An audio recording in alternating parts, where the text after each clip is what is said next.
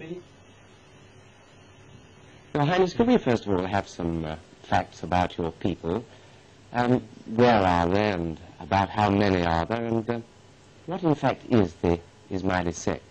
Well, the Ismaili sect is part of the Shia branch of the Muslim religion. They number between 10 and 50 million. We cannot tell exactly how many. And the three largest communities would be East Africa, Pakistan, and India.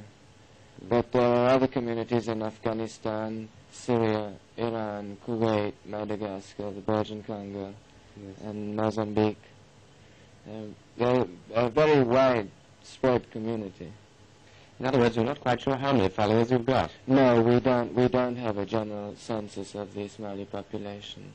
There are regions in the world where we cannot even contact the Ismaili leaders. You've been our new leader now for several months. Have you had a chance to decide what are the main problems facing your people?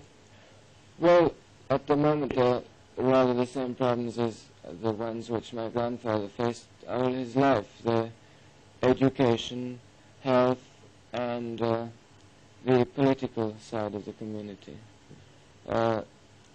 The health is probably the hardest problem to solve in the backward Middle Eastern countries. In other countries, education is very difficult. Yes. How do you think you can help them? Well, through education, you can send out teachers, you can form night schools, you can train teachers to go from one country to another and train people on the spot for children. For health, you can set up hospitals, maternity homes, and you do the same thing as for teaching. You train nurses and you send them out to show the Ismaili women about health for children, other things like that. Can we talk for a moment about your grandfather? What sort of an inspiration was he to you, and what sort of a leader was he to his people, and what sort of a family leader was he? He was a most extraordinary leader in the sense that anybody who came in contact with him was immediately felt very, very close to him. If you spoke to him, in a matter of minutes, he would know what your problems were, and you really felt that he was interested and he could help you.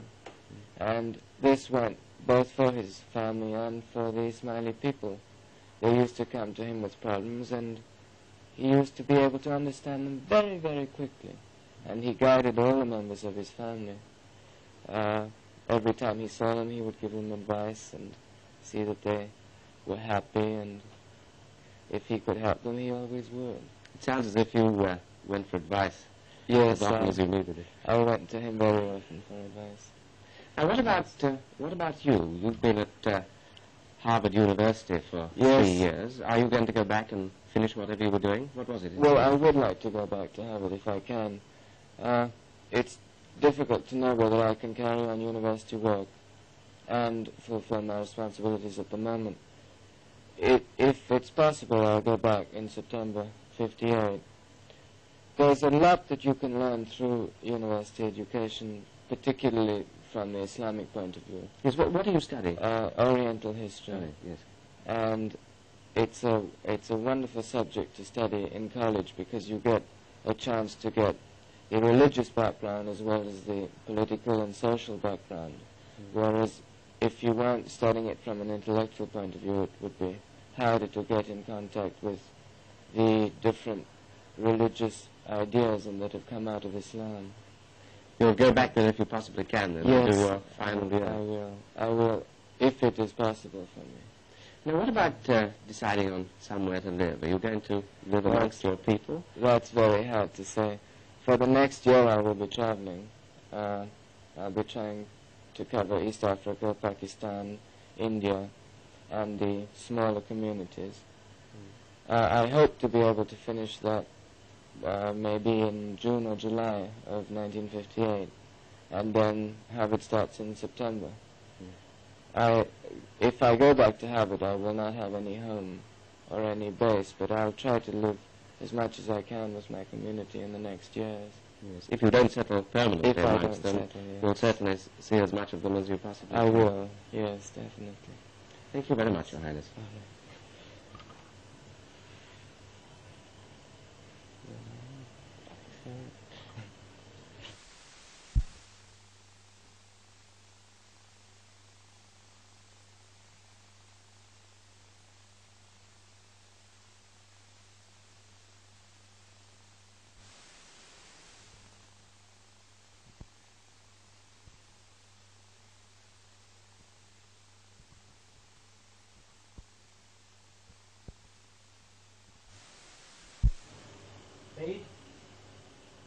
Could we first of all have some facts about your people, about how many followers have you, and where are they, and what exactly is the Ismaili sect?